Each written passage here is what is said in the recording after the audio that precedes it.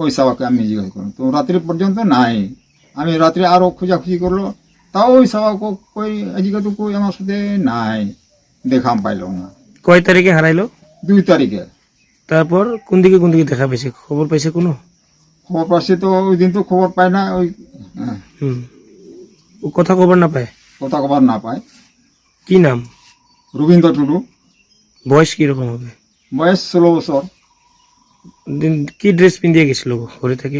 আর half pant কালো কালো হয়, আর ইয়ে গুঁজি পিনছে, ফুল গুঁজি হাত, ওটা মানে যে কলা পাতা কালার।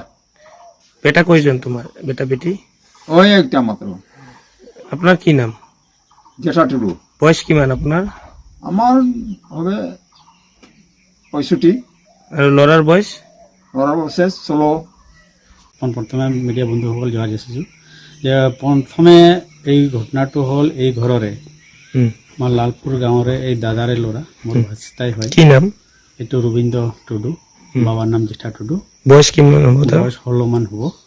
তো 2 তাৰিখত ঘৰৰ পৰা ওলাল আবেলি টাইমত। ওলাৰখিনিত লাষ্টত আজিলৈকে উভতি আহি পোৱা নাই।